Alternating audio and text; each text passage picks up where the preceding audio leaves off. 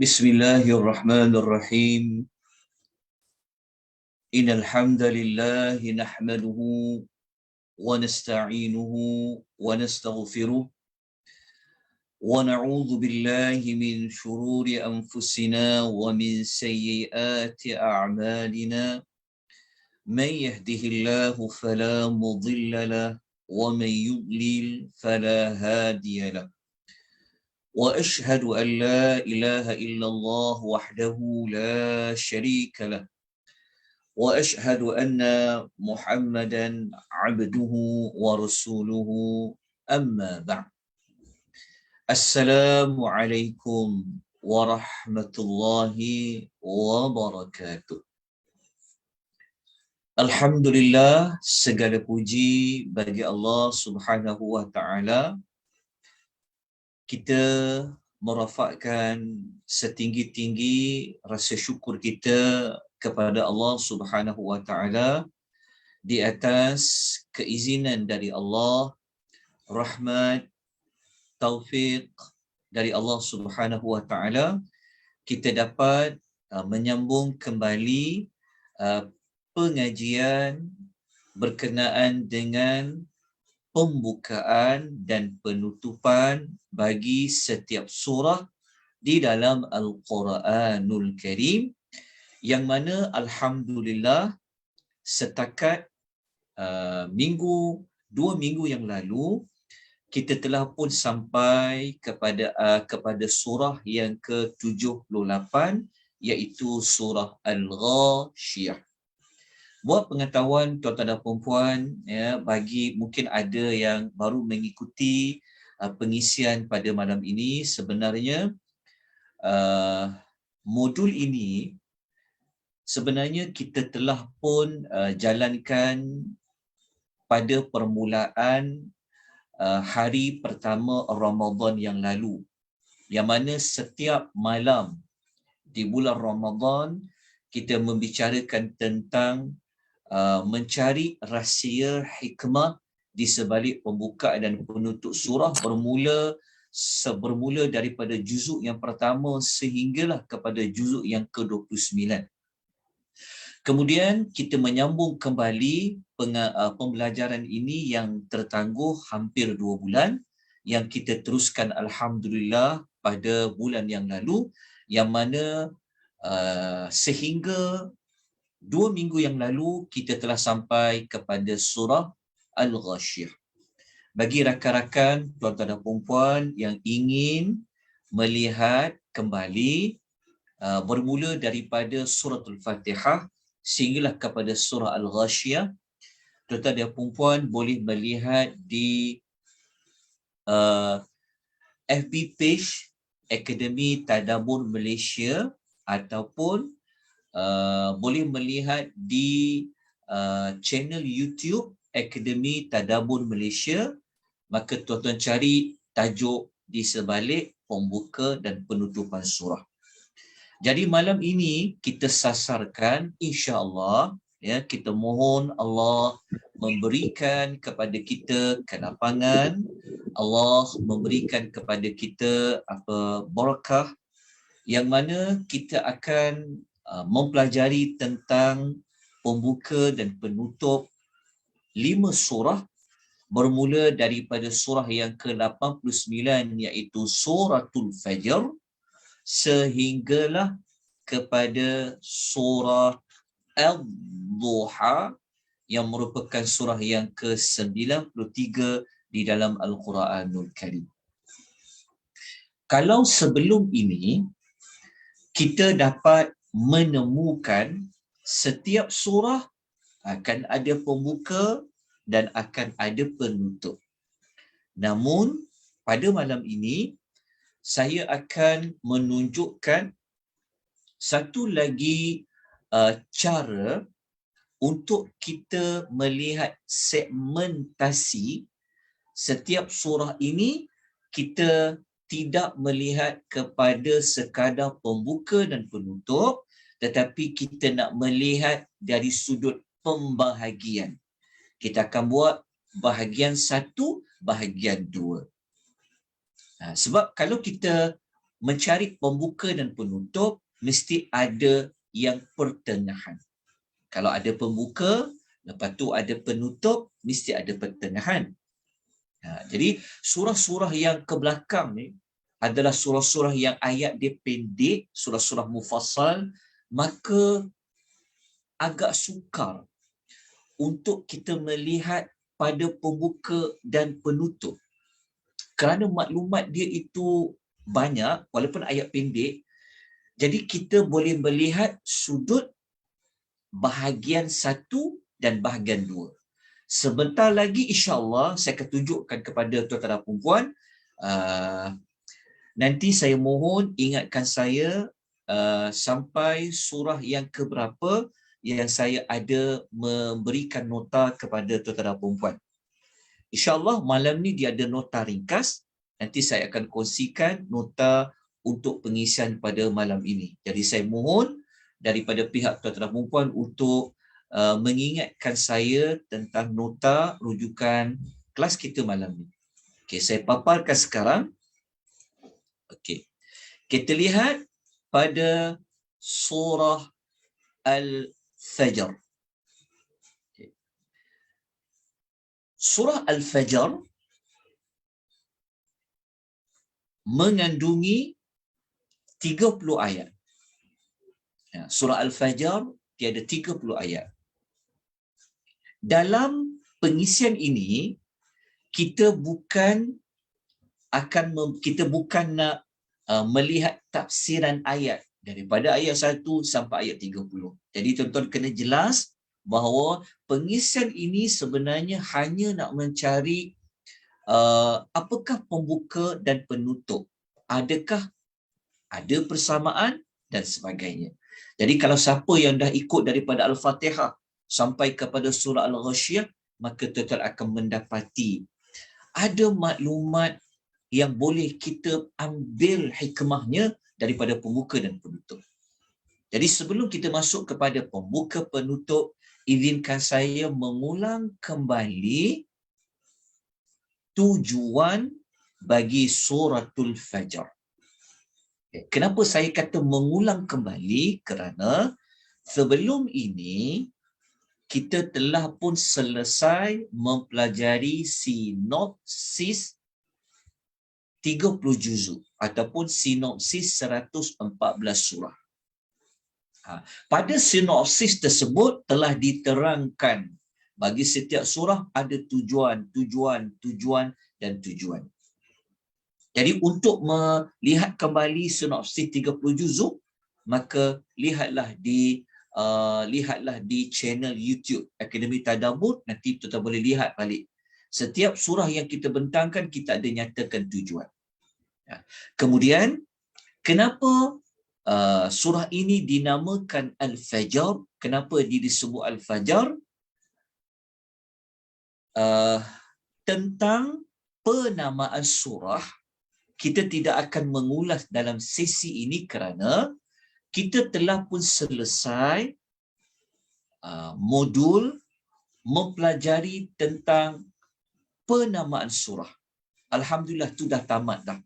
Jadi sesiapa yang nak tahu perincian kenapa surah ni dipilih dengan nama Al-Fajr, maka tuan-tuan kena melihat kembali di channel YouTube Akademi Tadabbur Malaysia, tajuknya adalah penamaan surah. Okay. Yang kita nak pelajari pada malam ini, kita ulang balik sekejap lah suratul Fajr pada tujuan. Okey. 30 ayat surah Al-Fajr. Tujuan dia Allah Ta'ala nak mengajak kita supaya sibukkanlah diri. Penuhilah masa-masa yang ada ini buat amal saleh. Kenapa perlu sibukkan diri buat amal saleh? Sebab ia akan jadi bekalan di hari akhirat. Itulah tujuan suratul Fajr. Kalau nak tahu kalau nak tahu ketepatan tujuan surah Al-Fajr ni, maka tuan-tuan kena lihatlah daripada ayat yang pertama sampailah ayat nombor 30. Kita akan dapati 30 ayat itu dia akan berkisahkan tentang masa, dia berkisahkan tentang amal, dia berkisahkan tentang akhirat. InsyaAllah sekejap lagi waktu belajar dekat pembuka penutup tu saya akan tunjukkan clue-cluenya. Okey, kita tengok kepada pembukaan bagi surah Al-Fajr. Okey. Pembukaan suratul Fajr, kalau kita ambil daripada ayat yang pertama sampai ayat yang kita ambil ayat pertama sampai ayat nombor 5, kita akan mendapati Allah menegaskan. Macam mana Allah menegaskan adalah melalui kaedah bersumpah. Lepas tu kita akan jumpa banyak ayat 1 ada sumpah, ayat 2 ada sumpah, ayat 3 ada sumpah, ayat 4 pun ada sumpah. Jadi kalau Allah bersumpah, maknanya Allah ingin membuat penegasan. Apa yang Allah Ta'ala nak menegaskan? Sebenarnya Allah nak menegaskan, kalau kita tengok kan pasal masa kan, wal fajar, masa, wal layalin, demi malam, masa, was syafa', dia demi yang genap, demi yang ganjil, juga melibatkan masa, wal laili pun melibatkan masa. Jadi apabila sebut tentang masa, maknanya ia ada kaitan dengan sibukkanlah diri dengan memenuhi masa tadi dengan amal. Okey. Pada pembukaan surah Al-Fajr, kita boleh letakkan ringkasan dia, Allah nak menegaskan tentang kepentingan memenuhi waktu-waktu yang ada. Waktu apa? Tu yang Allah bersumpah tadi. Demi fajar, demi malam yang 10. Malam yang 10 tu, walayalil ashrin tu. Itulah termasuk 10 awal bulan Zulhijjah lah. Lepas tu Allah bersumpah dengan demi yang genap, demi yang ganjil, demi malam. Kan itu Allah bersumpah dengan masa. Okey, jadi pembukaan surah Al-Fajr, Allah menegaskan tentang kepentingan memenuhi masa-masa yang ada. Kenapa? Untuk persediaan ke alam akhirat. Okay. Persediaan ke alam akhirat. Okay. Apabila kita lihat kepada penutup, terus kita pergi kepada penutup surah. Kita ambil ayat 27 sampai ayat nombor 30. Ayat 27 sampai ayat nombor 30 ada berkaitan dengan pembukaan. Pembukaan kata dia ada kaitan dengan waktu-waktu yang Allah gunakan dalam sumpah tadi perlu digunakan untuk amal. Tapi Allah tidak menyebutkan secara spesifik tentang siapa manusia yang betul-betul penuhi waktu itu untuk beramal. Jawapannya ada pada penutupan surah Al-Fajr. Jadi penutupan suratul Fajr, Allah menceritakan ada satu golongan manusia.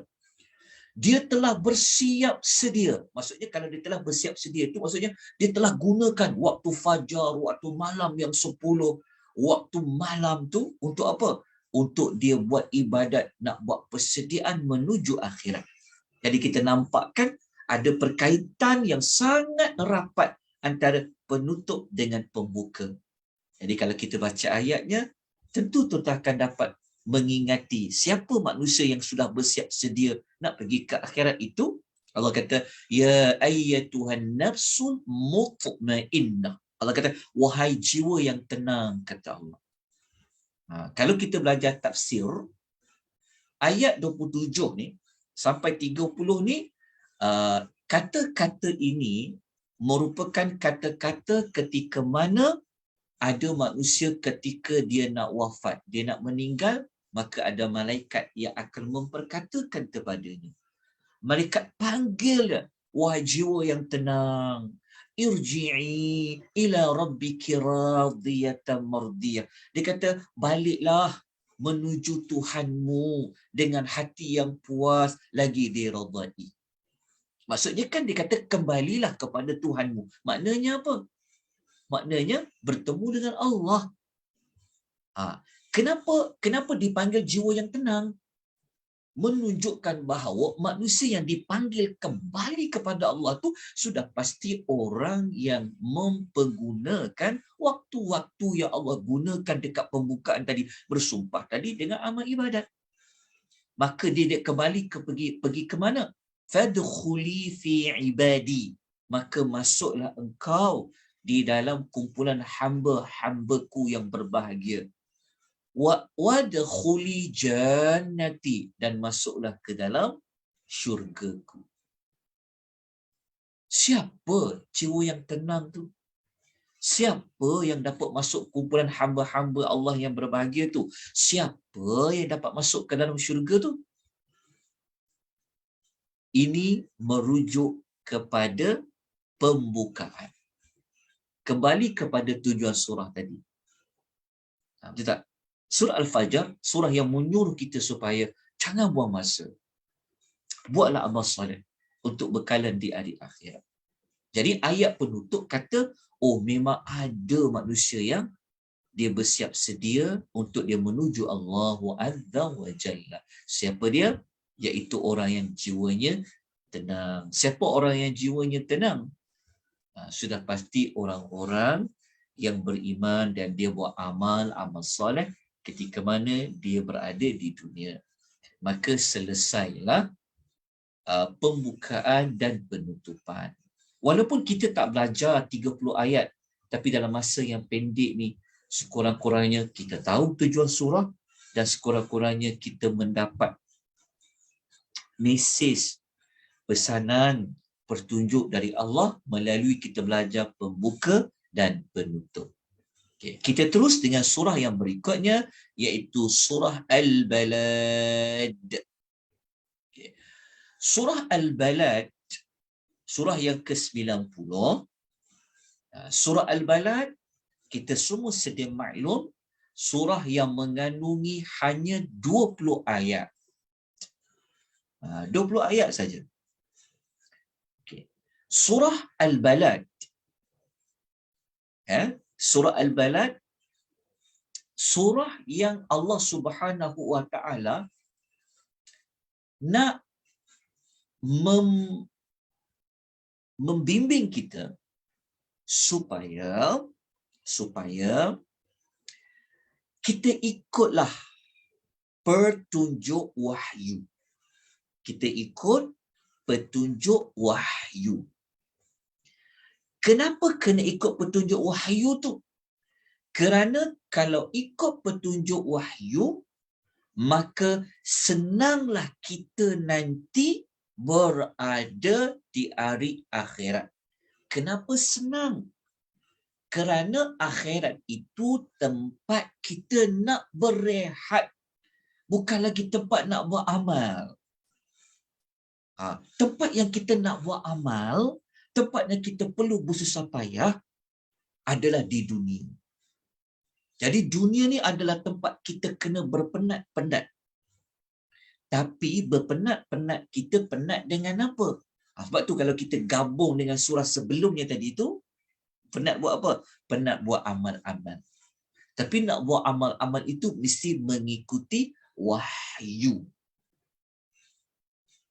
Okey. Tuan-tuan faham tujuan surah ni, nanti tuan-tuan akan dapat menghubung kaitkan dengan surah itu nama Al-Balad. Al-Balad, siapa yang mengikuti modul nama surah, Al-Balad tu kan nama lain bagi Makkah. Kan nama surah Al-Balad negeri. Negeri maknanya merujuk kepada Mekah. Mekah tempat turunnya wahyu. Jadi negeri adalah tempat. Okey, salah satu tempat. Tempat itu diturunkan wahyu. Jadi negeri itu sudah pasti kaitan dengan dunia. Dan dikaitkan juga negeri itu, Mekah itu dengan wahyu. Sebab itu datangnya tujuan surah seperti ini. Okay. Tak jadi, maksud dia kalau kita melihat hubung kait surah Al-Balad dengan suratul Fajar, dia bersambung. Ingat tak tadi tujuan suratul Fajar?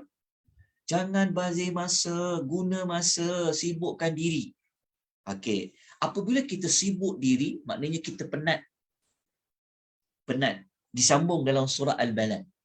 Berpenat. Okey. Tetapi penat dekat dunia ni, janganlah sampai nanti akhirat pun penat. Penat, diseksa, dia azab. Jadi untuk keluar daripada penat dekat dunia ni, nak pergi ke tempat nak rehat di akhirat, ikut wahyu yang Allah telah turunkan. Turunkan di mana? Al-Balad, Al-Balad, iaitu Makkah. Okay, kita lihat pembuka bagi surah Al-Balad. Okay. Surah Al-Balad, kalau kita lihat pembukaan, kita ambil 4 ayat yang pertama. Daripada 20 ayat, kita ambil 4 ayat yang pertama, kita akan mendapati bahawasanya Allah menerangkan tentang wahyu yang telah diturunkan di negeri, merujuk kepada Mekah. Mekah. Okay. Lepas tu, pada ayat yang keempat, tuan-tuan akan dapati Allah kata hidup ni susah. Okay, kita tengok ayat 4. Pertama tengok dulu. Kalau tengok ayat pertama dengan ayat yang kedua, kan Allah bersumpah dengan apa? Allah bersumpah dengan Al-Balad, kan? Allah kata, La uqsimu bihadzal balad. Aku bersumpah dengan negeri ini. Negeri ini maksudnya negeri apa? Negeri Mekah. Apa kelebihan Mekah tu? Kelebihan Mekah itu dikaitkan dengan diturunkan wahyu di bumi Mekah itu. Nak tahu pasal wahyu, kan ayat nombor 2 terang, dan wa anta hallum bihadzal balad, dan engkau Muhammad tinggal dekat negeri ini. Negeri mana? Makkatul Mukarramah. Okay. Kemudian Allah bersumpah dengan apa lagi? Wa walidiu wa ma walad. Demi pertalian bapa dengan anaknya. Siapa yang dah belajar nama surah, kita telah terangkan. Kenapa Allah bersumpah demi bapa dan demi anak? Kenapa? Kerana bapa nak menjaga anak, senang ke payah? Senang ke payah. Susah ke senang? Jawapannya susah nak membesarkan anak. Maka Allah nak menggambarkan betapa susahnya, cerita tentang susah, maka Allah bersumpah demi bapa dan demi anak. Lepas tu ayat 4 terang-terang Allah kata, laqad khalaqnal insana fi kabad. Sesungguhnya kami telah ciptakan manusia berada dalam susah payah. Daripada 4 ayat ni, cuba kita tengok dekat tujuan surah, kita kata apa? Tujuan surah kan membawa manusia keluar dari kepenatan dunia. Apa contoh penat tu? Bapa nak dengan anak. Apa contoh penat tu? Ayat 4 terang-terang kata, memang dunia ni tempat penat. Okey, kalau nak keluar dari dunia, nak pergi mana? Sudah pasti nak pergi nak pergi akhirat. Akhirat tu tempat manusia akan mendapat nikmat sepatutnya. Manusia akan berehat, tak ada lagi amal ibadat. Tapi nak rehat di sana perlu ikut wahyu. Di mana perkaitan dengan wahyu? Tu Allah bersumpah dengan negeri Mekah. Allah kata Nabi SAW tinggal di Makkatul Mukarramah. Okay. Apabila kita lihat kepada penutup, apabila kita melihat kepada penutup surah, kita ambil kepada ayat 19 dan ayat nombor 20. Okay. Apabila kita baca ayat 19 dengan 20, Allah menyebutkan satu contoh Siapa manusia yang dia tak ambil kisah pun. Walaupun surah Al-Balad kata, bersiap sedialah dekat dunia ni, pergi akhirat. Kalau nak berehat, dapat kesenangan. Tu dia di akhirat. Tetapi ayat penutup kata, ada manusia memilih tak nak ikut wahyu. Mereka yang tak nak ikut wahyu ini, mereka akan mendapat lebih penat, lebih payah hidup di akhirat. Siapa mereka itu? Adalah golongan kiri. Nak tahu payah mereka di hari akhirat, golongan kiri ini? Kenapa dipanggil golongan kiri? Kerana dia tidak mengikut wahyu. Okay, kita baca ayat nombor 19-20. 19 dan 20. Walladzina kafaru biayatina, dan orang yang ingkar terhadap ayat-ayat kami. Ayat-ayat kami itu kan wahyu. Wahyu yang diturunkan di Al-Balad, wahyu yang diturunkan kepada Nabi Muhammad yang berada di Al-Balad. Okay. Allah kata orang yang ingkar terhadap ayat-ayat kami, mereka itulah golongan kiri. Okay. Apa kepayahan yang mereka akan dapat nanti di akhirat? Alaihim narum muqsadah. Mereka berada di dalam neraka yang ditutup rapat. Kenapa sampai kenapa perlu disebut ditutup rapat? Nak menunjukkan bahawasanya mereka akan diazab dengan penuh azab dan mereka tidak akan dapat keluar daripada neraka. Mana lagi tempat yang paling susah melainkan tempat dan waktu yang paling susah apabila berada di hari akhirat, jika ia dimasukkan ke dalam api neraka. Kenapa sampai memilih untuk hidup susah di hari akhirat sampai masuk neraka, ditutup pintu tu? Jawapan dia adalah, kamu telah kufur kepada ayat-ayat kami. Okay, nampak tak kesinambungan apabila kita buat kombinasi pembuka dan penutup? Okay. Ini bagi surah Al-Balad. Jadi kita teruskan. Jadi kalau kita ambil dua surah kan, seolah-olah beginilah. Okay. Surah Al-Fajr, Allah menyebut tentang contoh manusia yang baik, Al-Mutmainnah. Penutup surah Al-Balad, Allah bawa contoh manusia yang mana? Manusia yang jahat. Cantik Allah susun. Kan? Penutup dua watak yang berbeza. Okay. Allah yang susun. Okay. Kita terus kepada surah Asy-Syam. Surah Matahari. Okay. Surah Asy-Syam. Surah Asy-Syam, surah yang ke-92, kita semua tahu ayatnya 15 ayat sahaja. Okay. Surah Asy-Syam, tujuan dia apa?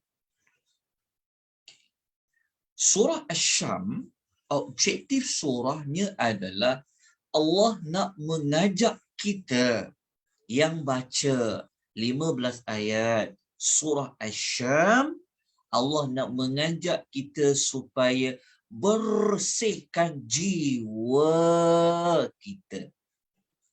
Bersihkan jiwa kita. Nak bersihkan jiwa itu dengan apa? Bersihkan jiwa itu dengan ikut petunjuk wahyu. Petunjuk wahyu ini siapa yang turunkan? Yang turunkan wahyu itu adalah pencipta matahari, pencipta bulan, pencipta malam, dan pencipta siang. Itulah tujuan surah Asy-Syam. Kan matahari, surah matahari. Kenapa dengan surah matahari? Matahari itu kan bersinar. Jadi Allah nak bagi tahu bahawasanya bersihkan jiwa-jiwa kamu agar dia bersinar seperti matahari. Mari kita lihat kepada pembuka dan penutup. Okay, maafkan saya. Dekat surah Asy-Syam ni, saya nak bawa contoh bahagian 1 dan bahagian 2. Surah Syam ni agak sukar nak carikan pembuka dan penutup sebab kalau kita cari pembuka penutup, dia mesti ada tengah-tengah kan? Dia ada pertengahan. Tapi tengah-tengah tu dia banyak topik. Dia macam susah untuk dibahagikan macam pembuka, penutup, tengah-tengah. Jadi kaedah nombor 2, para ulama melihat kepada pembahagian. Dia bahagi 2 terus. 15 ayat dia bahagi 2. Bagi 2 tu mudah je. Bahagian yang pertama, Allah nak menegaskan. Ingat saya sebut tadi, salah satu cara nak menegaskan adalah menggunakan kaedah al-qasam, iaitu Allah bersumpah. Kalau kita tengok dekat surah Asy-Syam ni, sampai 7 sumpah Allah bersumpah. Daripada ayat 1 sampai ayat 7 Allah bersumpah. Demi matahari, demi cahaya, demi bulan, demi siang, demi malam, demi langit. Kalau baca ayat nombor 6, demi bumi, ayat nombor 7, demi jiwa.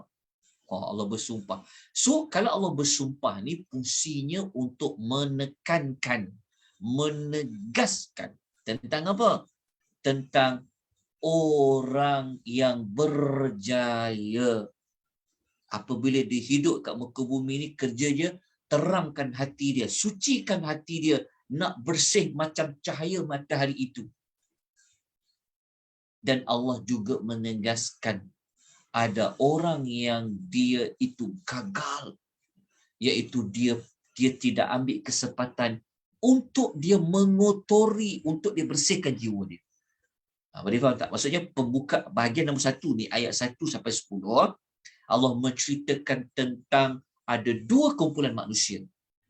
Satu yang dia membersihkan jiwa dia daripada dosa, daripada syirik, dibersihkan. Kumpulan yang kedua ni, dia kotorkan jiwa dia dengan kesyirikan, dengan dosa. 2 kumpulan ni yang kita letakkan di bahagian pertama ni, yang mensucikan diri dia, membersihkan dia tu, dia berjaya. Dan yang mengotorinya, mereka itu adalah golongan yang rugi.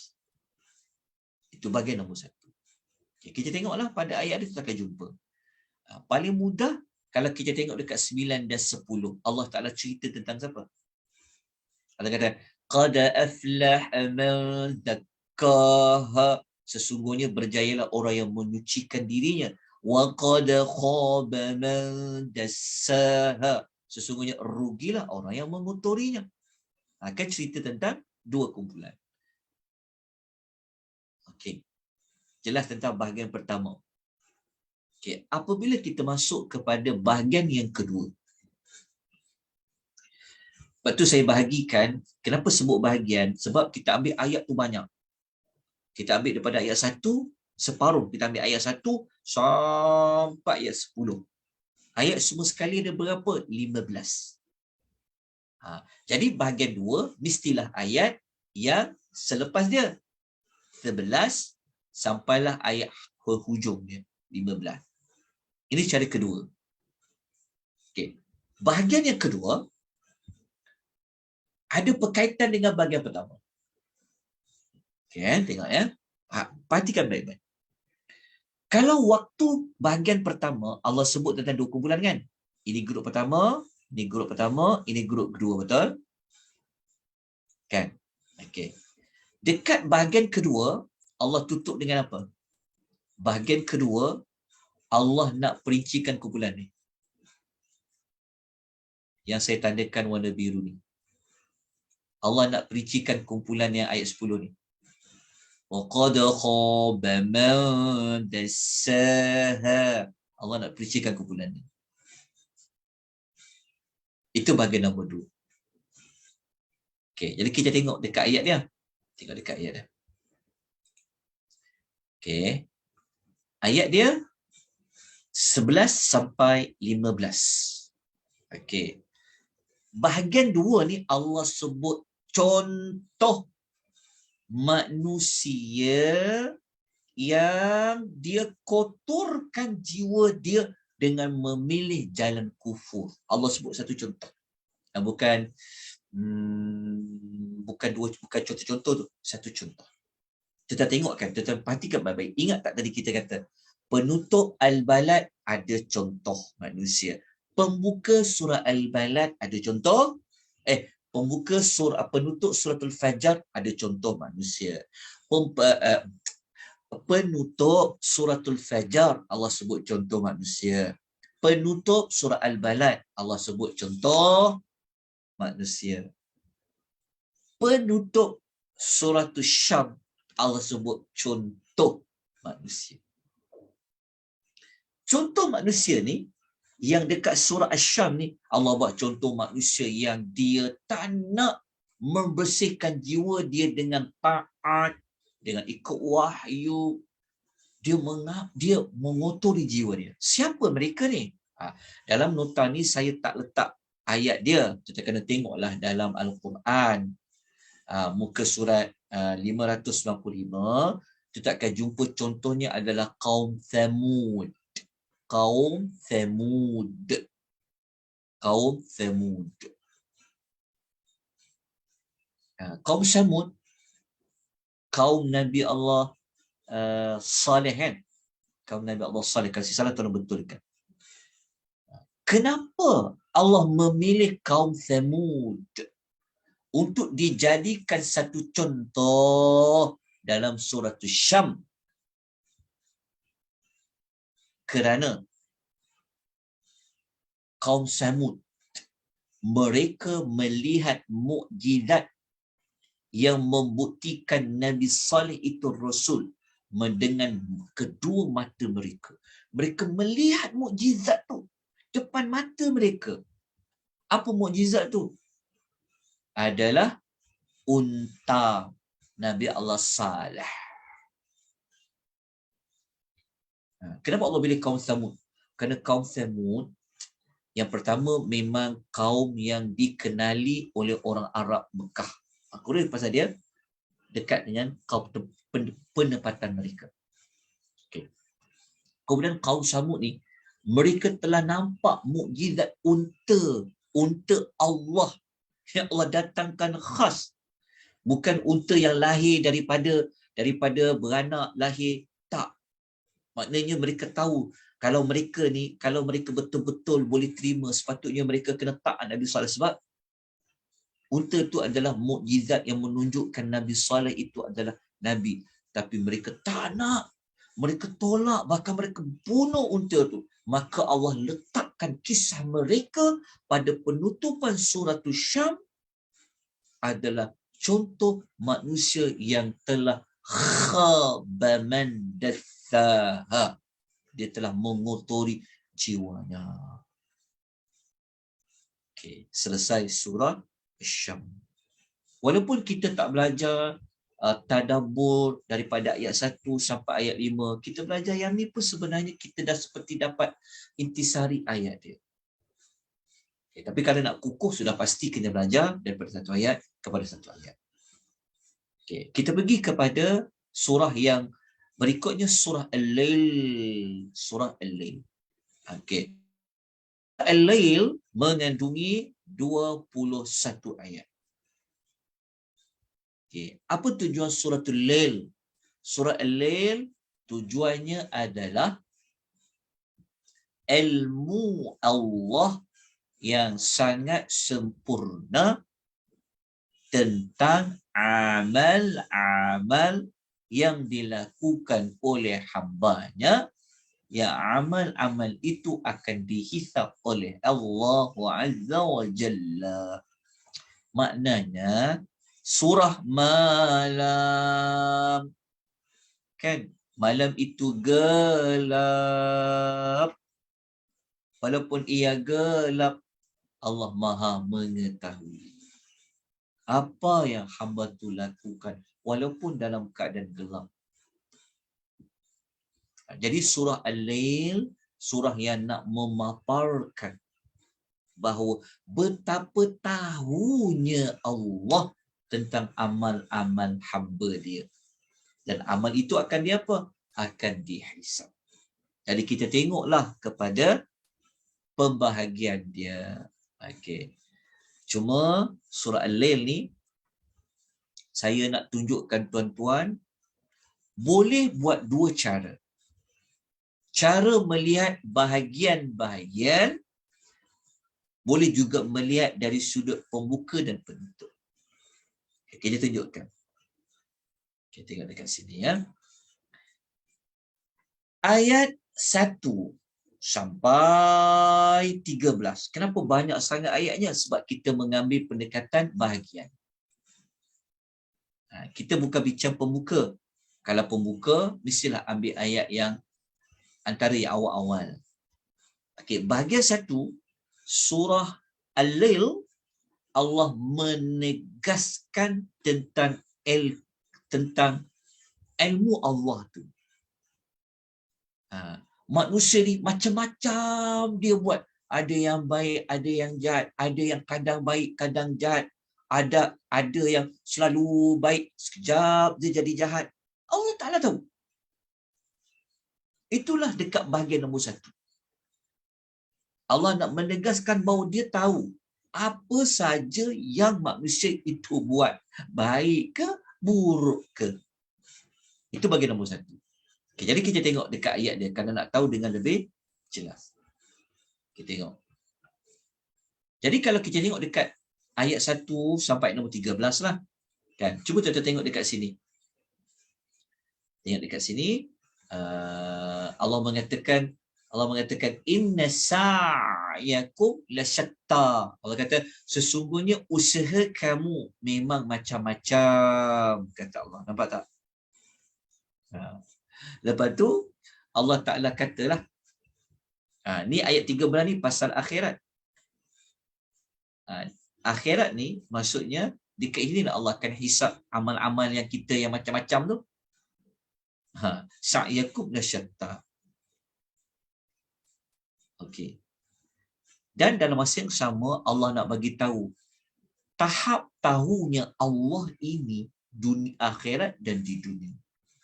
Allah kata wa inna lana lal akhirata wal ula. Allah kata lah milik kamilah akhirat tu, milik kamilah dunia tu.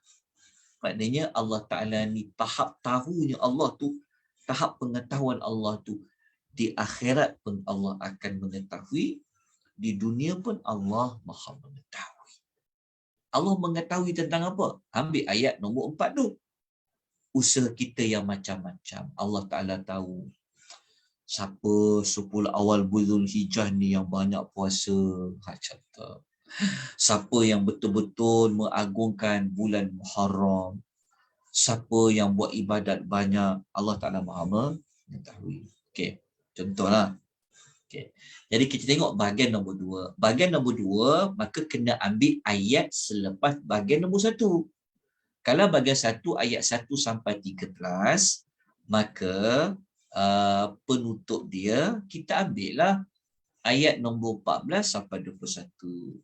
Ayat nombor 14 sampai 21, Allah Ta'ala menceritakan tentang pembalasan. Maksudnya, macam mana Allah boleh membalas? Sebab bahagian 1 kata, tahap tahunya Allah itu, maka disebabkan Allah Maha mengetahui, maka Allah membalas.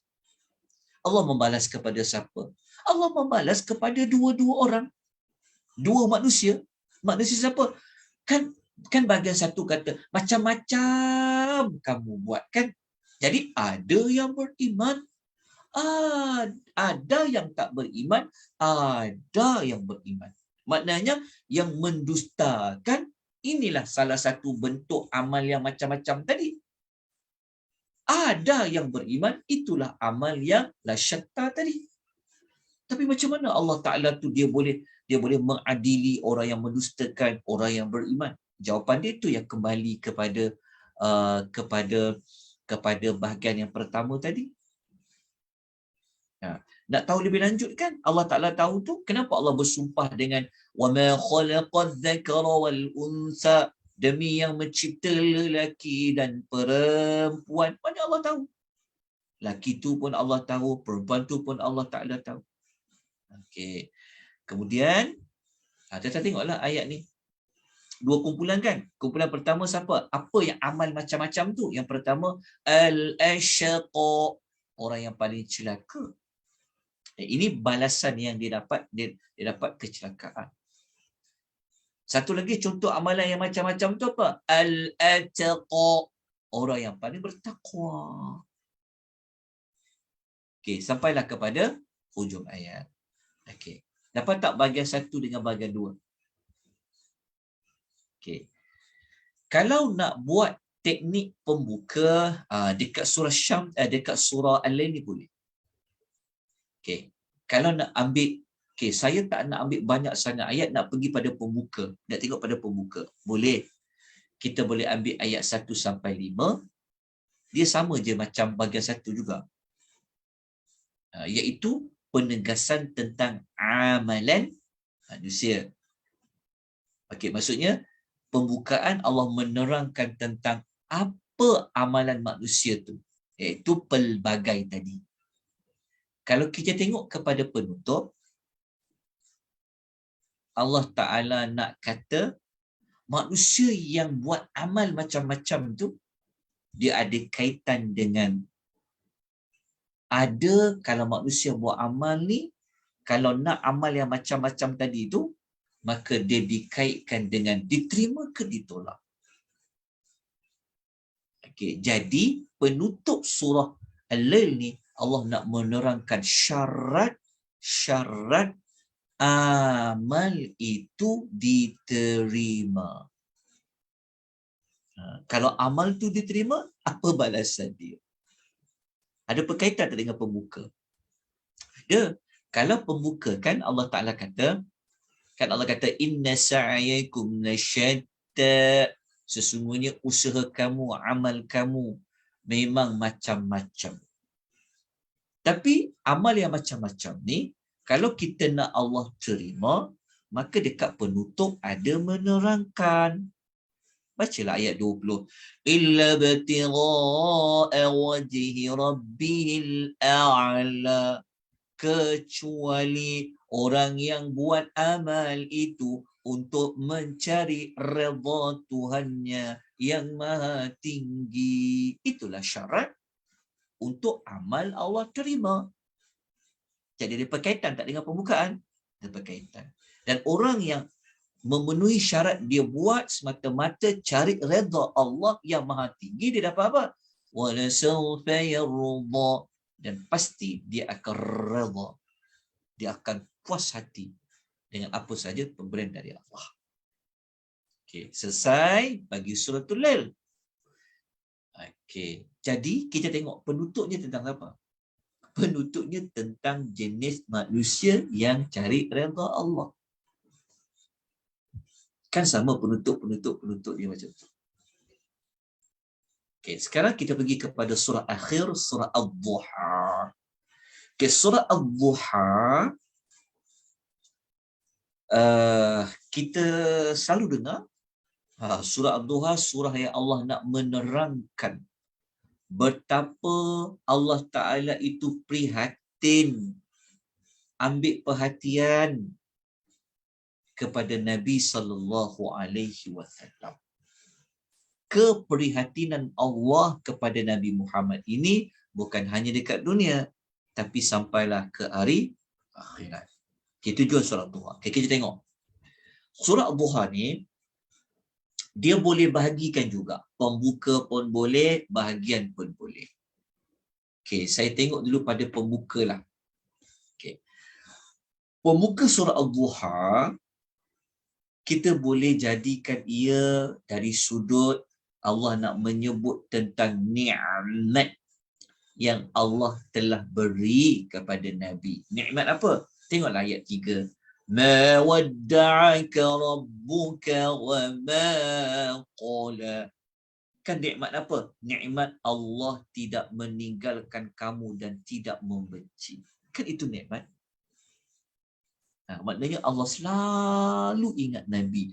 Tak ada pun Allah tidak mengingati Nabi. Allah selalu memberi perhatian kepada Rasulullah. Itu kan nikmat. Itu dekat pembuka. Okay, tetapi dekat penutup, kalau kita guna kaedah pembuka dan penutup, maka penutupnya kenalah membuat perakuan, mengaku nikmat Allah yang telah disebutkan pada pembukaan. Itu pada ayat nombor 11. Mengaku nikmat tu macam mana? Wa amma bi ni'mati rabbika fahaddith. Dan terhadap nikmat Tuhanmu kena buat apa? Kita kena zahirkan, kita kena ulang-ulang nyatakan ni nikmat Allah, nikmat Allah, nikmat Allah. Kita kena paparkan, kita kena sebut. Nampak tak pembuka dengan penutup? Pembuka sebut tentang nikmat Nabi ini selalu di bawah perhatian, perlindungan, selalu Allah Ta'ala ambil berat. Kan? Allah Ta'ala duduk di bawah kasih sayang Allah. Maka apabila dah dapat nikmat itu, maka ia perlu disyukuri. Syukurinya macam mana? Memperakukan nikmat-nikmat itu, disebut-sebut nikmat itu. Itu kalau kita tengok pembuka penutup. Tapi kalau kita nak melihat dari sudut bahagian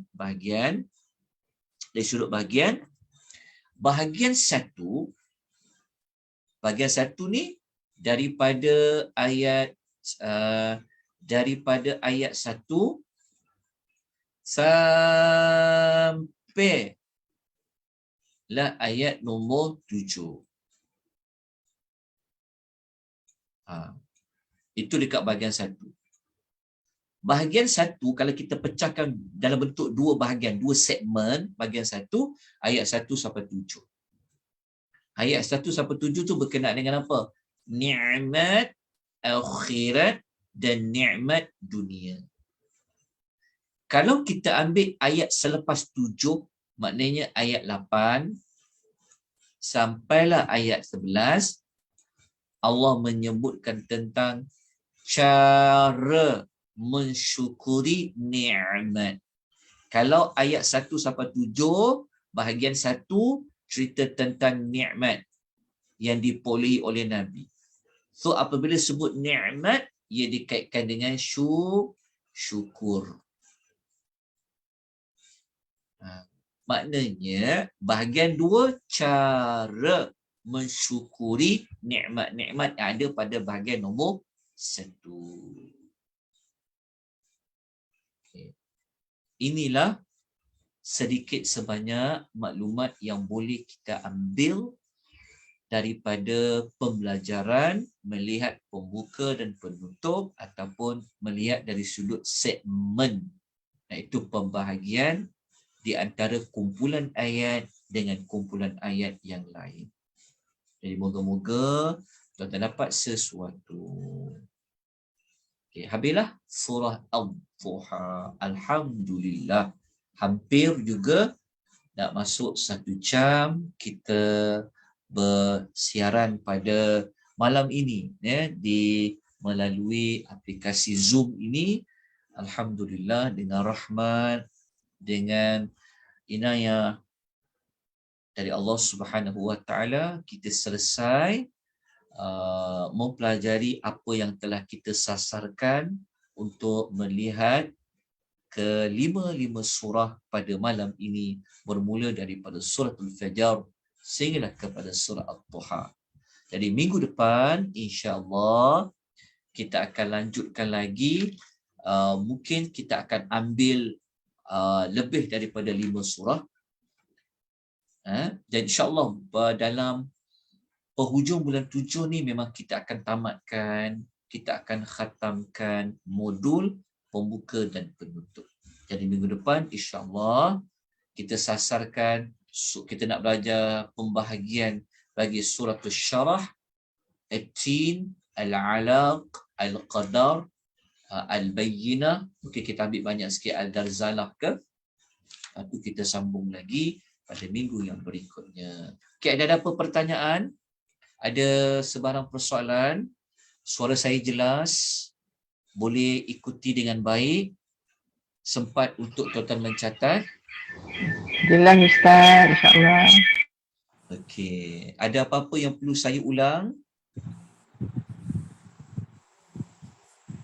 Okey, tak ada. Okey, kalau tak ada, kita bertemu insya-Allah sekali lagi pada minggu hadapan. Semoga pertemuan kita pada malam ini mendapat berkat, dicucuri rahmat oleh Allah Azza wa Jalla.